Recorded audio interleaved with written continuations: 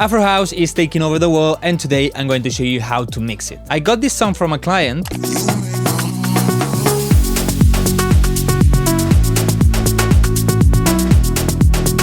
The idea is good, but the mix needs a bit of work. For example, the lead is a bit thin, the percussions are not that strong, or the shakers are too loud. So the first thing I want to focus on is the kick. The kick, it sounds good.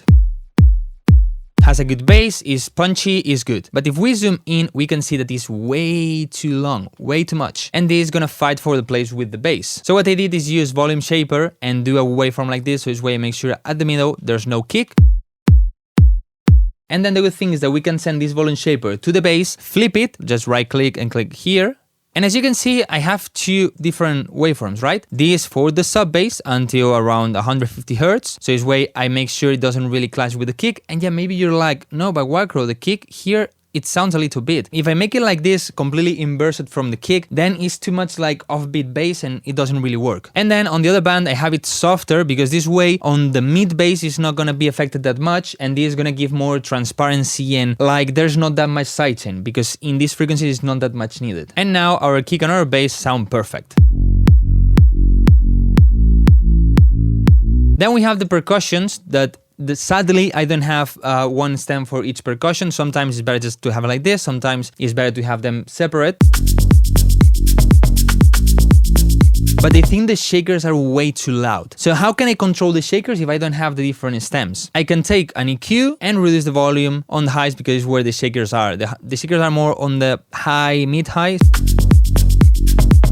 But what I like to do is because sometimes, wow, the shakers are not there. Sometimes it's the percussion or another percussion that has some high frequencies and I don't want to reduce that. So what I like to do is don't have that much here, maybe something like this, and then have dynamic mode reducing more. So when the shakers are there or when the shakers are louder, it reduces more. As you can see, way more controlled. And then I feel like I need an extra strength here in this tom.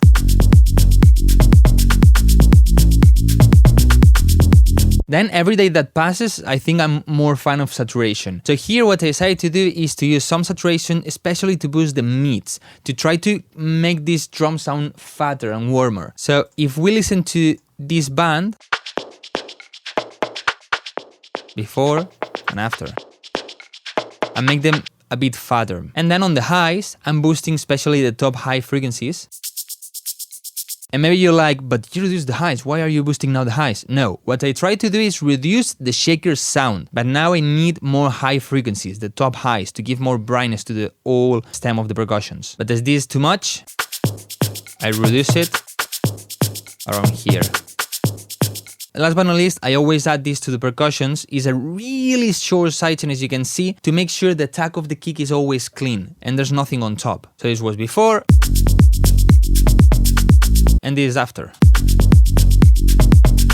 Maybe it feels like it's not that brighter or that fancy because the shakers are more quiet, and doing A/B testing is like, oh, there were more high frequencies, now it feels a bit dull, a bit dark. But no, actually it's because of comparing, you know? You need to hear all of this with the entire mix and you realize that right now is more controlled and is better. Then on this song we have a pad that I didn't do a lot, ambient sound I didn't do a lot, and then we have the leads. I said at the beginning the leads were a bit thin. They are basically in the center with some reverb in the sides, which is good because this way you cover the sides, but I think it's not enough. So let's add some OTT first to make it stronger. And some EQ boosting here in the mid-highs to give more presence. If you want a vocal or a lead sound or an entire song to have more presence, boost around here. A really subtle EQ just controlling this nasal sound here. And boosting some of the highs. And last but not least, I always recommend you to have a limiter cutting the peaks. Maybe this one is a bit too extreme, I try not to go that farther with the limiter, but as there are only a few peaks, I wanted to control them more and it works well, it doesn't distort. But this was not enough because yes, now the lead sounds a bit stronger, but the sides are still empty. So I decided to add another layer for the leads. This lead, as you can see, is a bit more the tune, a bit more noisy, and is more on the sides, which is what I wanted. But this is not that important in the layer. I just wanted to try to cover the space, but not really like, hey, there's a new lead there, you know? Also, as you can hear, I tried to replicate this opening and closing filter, and the way I did it is to take this velocity, send it to the cutoff, and then in the piano roll control the velocity. Before and after.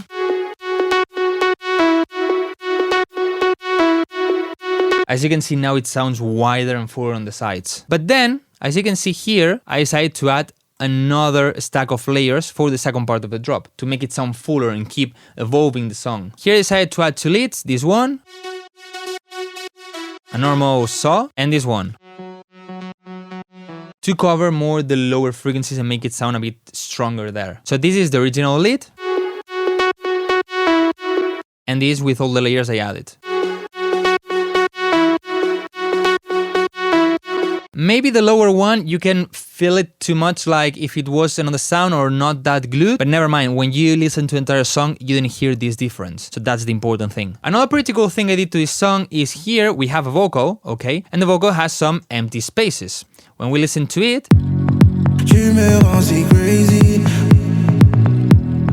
for me, this was like way too empty. So what did I do? We take the vocal and we send it to Edison. On Edison, first I'm gonna reverse it with Alt left. And I'm gonna click Ctrl B to blur it. Okay, I'm gonna put it to the max. And this is gonna create reverb. It sounds like this.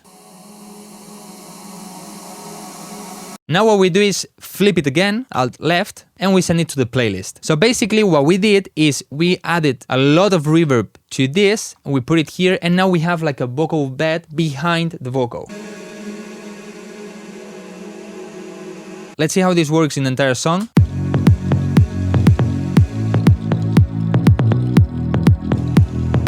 As you can see, it covers a lot of space, and as it's made from the original vocal, it fits so well in the track. But something really important in Afro House is those percussions, the orchestral drums that they have. And you need to make this pretty strong. The original song had these percussions that if we play with the song, they are not as strong as they could be. First of all, they are too pan to the left, so what I'm gonna do is make them a bit more mono, so this way they are more in the center. Then a bit of transient pressure to make it with more attack and a bit tighter, and some EQ to clean it a little bit. Now it's like this. They are a bit too thin now, but as you can see here I have all the percussions. On the first one, has a strong punch on the low end, and the second one has more attack on the mids and a bit more space or noise. In the lower one I cut the low end and I make it a bit more punchy here, and in the other one I cut all of this to give space to the first one and boost around here. So now the 3 together sound like this. Way stronger than this, right? But this is too dry, this is too empty, this is not euphoric, this is not energetic. First let's add an EQ for the entire layer, and this worked the best. More punchy and cleaner on the mids.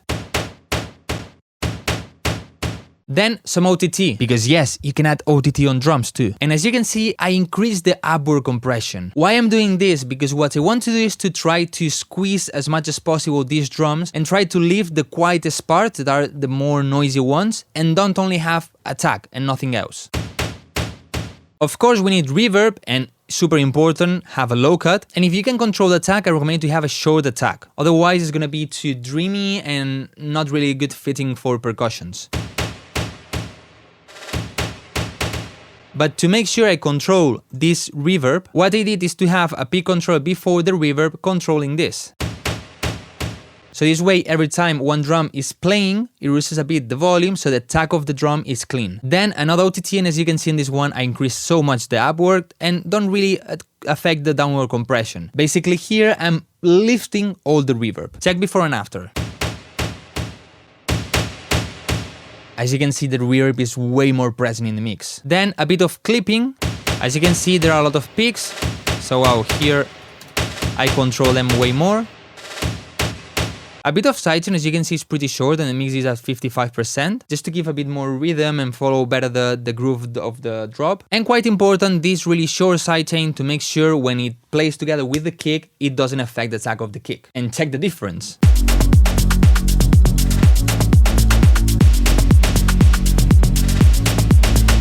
Way more energetic and stronger. But again, maybe now you hear it and it's like, it's too noisy, I don't like it like this. Let's take it with the mix, because maybe with the mix you don't hear that much that noise, so that's why I needed to lift it up more. And if we check before and after,